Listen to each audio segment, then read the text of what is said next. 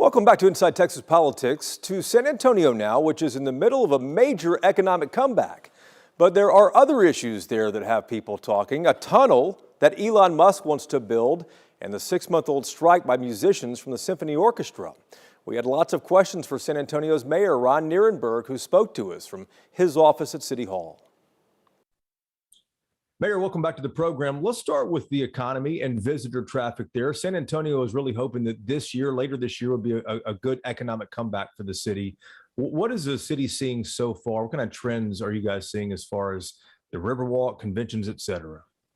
Well, of course, Jason, we just finished up our annual fiesta celebration, which we did have to put off last year.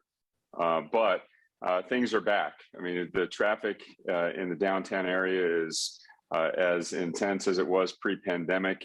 In our airport, our visitor traffic is up dramatically. In fact, we're up 60% in international travelers compared with 2019. So the activity downtown and all throughout the economy is really starting to turn up. Of course, we're still working to get folks, back into some of the sectors that are still experiencing some labor shortage. But overall, the economy is really picking up, and we expect a pretty dramatic comeback. Mayor, Title 42 is ending soon. Border Patrol will no longer be able to turn away folks for pandemic-related reasons because of COVID, these asylum seekers. Do you expect San Antonio is going to see any type of influx of immigrants when this happens? We're expecting numbers to increase, and as they have in anticipation of Title 42 ending. What is important, though, is that we stay coordinated with the federal government and our nonprofit organizations that assist in these situations, and that things are handled in a compassionate manner. Obviously, the ending of Title 42, which is going to create a little bit more pressure on all those systems, is something that they are going to have to anticipate by sending more resources down to the border areas and including cities like San Antonio to help assist with that flow. But this is the situation that we're dealing with, and we've got to handle it compassionately. Is the Biden administration doing enough, do you think, to prepare for this? We've met with ICE, Border Patrol, federal agencies involved, DHS, as of last week to let them know what we're seeing, let us hear what they're anticipating so that we can all stay coordinated. So I think they're taking this seriously. And, again, if we are coming at this from the standpoint that these are folks arriving at the border, and when they're processed, they're here legally, right, for proceedings, then we all know what to do next, which is to properly resource those agencies and nonprofits and government entities that are responsible for handling it compassionately. And that's what we're here to do. And I think the Biden administration is anticipating that and working to coordinate resources appropriately.